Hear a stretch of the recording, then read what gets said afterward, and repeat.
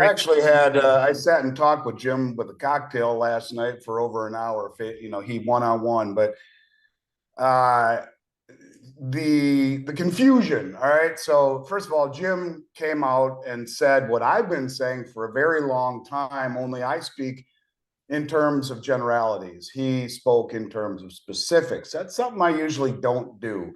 I think it's very difficult to put a date on anything. When you do that, you end up putting yourself in a compromised position if Murphy's law comes up out of nowhere. So, anyways, what Jim said was that on August 22nd, when the countries meet in Johannesburg, they will issue a gold-backed currency. Now, there's been pushback by some of the folks in Johannesburg saying, no, it's not on the docket. And let's just take a step back for a minute. And he said something else in that piece that I thought was far more significant. Now, first and foremost, I do believe that they will issue a gold-backed or commodity-backed currency. They've been saying this for a very long time. Will they do it August 22nd? I don't know. And quite frankly, I don't really care because I don't think it matters, at least not yet. And I'll get to that in a moment.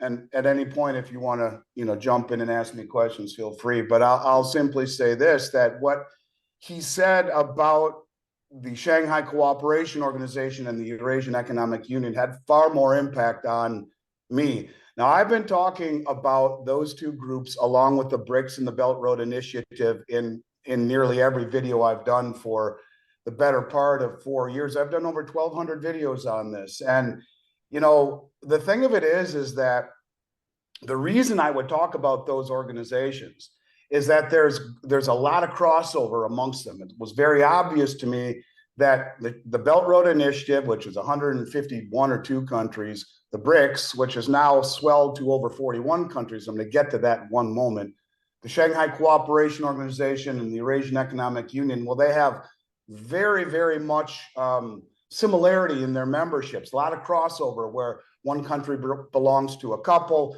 Russia belongs to basically all of them.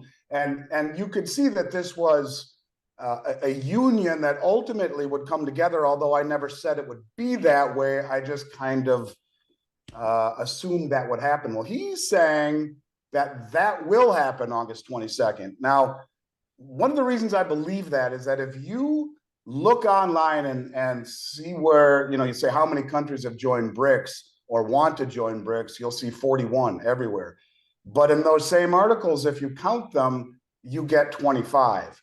Now, if you take the countries in the Shanghai Cooperation Organization and the Eurasian Economic Union that haven't already joined Brics and add them into the number 25, you get damn near 41. And I'll simply say this: let's talk about the Shanghai Cooperation Organization for a minute. It is the largest regional and military group in the world. It is 60% of the Eurasian landmass, 40% of human population. The Belt Road Initiative right now, with all of its expansion, is 75% of human population, 50% of global GDP, or, it's swelling.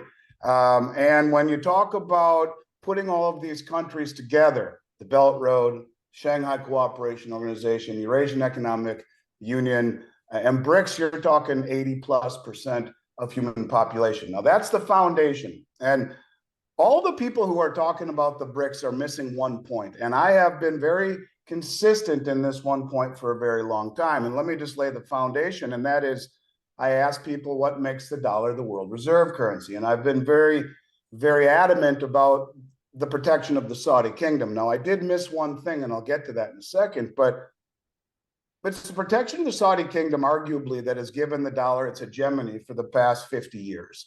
And when we saw Saudi Arabia sign an agreement with Russia for protection, Nigeria the next day, when we saw Saudi Arabia formally apply to Brics, we've seen Saudi Arabia formally apply to the Shanghai Cooperation Organization. We have seen Saudi Arabia formally apply to the Brics New Development Bank. And we have seen Saudi Arabia tell the folks in Davos that they're open to taking other currencies for oil. So while August 22nd will not mark the end of the dollar as we know it, And there is a lot of dollar debt that needs to be funneled through and washed out and cleansed out of the system. And there's a lot left in the dollar to say it's over. It's not over, but I will simply say this. When you put 80% of the world who right now is trading or will be trading in a common settlement currency, and Saudi Arabia flips the switch and says, listen, you've protected us for 50 years. We appreciate it. But you've signed an executive order saying you're going almost completely green by 2050, roughly 50% green in just a few short years in 2030. Your currency's been inflated, and we see you have 150 plus trillion in unfunded liabilities and liabilities. So we know you're going to have to print. So we're going to join with the folks, roughly 80% of human population, if not more, who are not going green. 2 of the 3 largest nuclear arsenals in the world, and a whole bunch of countries that share similar interests. So I guess what I'm simply saying is this. The trend is in motion. And when you talk about the fact that this is a Brics settlement currency, when you have the majority of the world settling in energy outside the dollar, it is going to wreak havoc on all of the settlement in the dollar, thereby eroding its reserve status. Now, I want to just make 2 points about my conversation with Jim Rickards. One, as far as the bond market is concerned, that's the difference between a reserve currency and a transaction currency. And he talked about how during World War I, they used patriotism to build a bond market, buy the war bonds. If this plays out the way that I think it will, where at some point Saudi Arabia moves to taking other currencies, perhaps the Brics settlement currency, and if not before that, maybe the yuan, which is convertible into gold on the Shanghai Gold Exchange, or whatever it is, and all of these countries dump dollars. They no longer need to hold those dollars. If it plays out the way that I think it will, and the dollar loses a tremendous amount of value, interest rates start to spike, the markets start to come down, there's all sorts of problems, it would be very easy for the Brics nations to say, in the name of patriotism, in the name of standing on our own 2 feet, this entire group buy the Brics bonds and backed by gold or whatnot. I don't think building a bond market in a system that is housing 80% of the world will be that big of an issue. That was one of the things he said in terms of it ultimately becoming a reserve.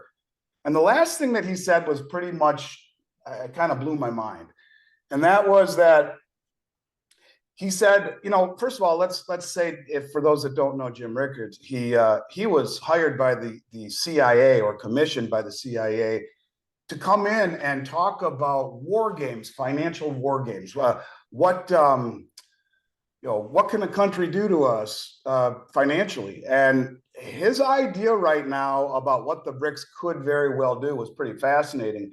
He said, if I were the Brics, what I would do is I would make 1 Bric currency equal to the price of gold. And at that point, it's checkmate to the West.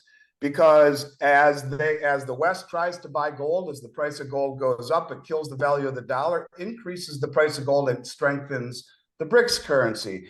If they try and inflate their way out of this problem, the dollar falls, the price of gold goes up, the Brics currency goes way up. It's checkmate for the dollar. They don't have to do anything. The Brics need to just sit there and let the U.S. destroy itself from within by the printing press, the falling dollar, and gold moving up against it.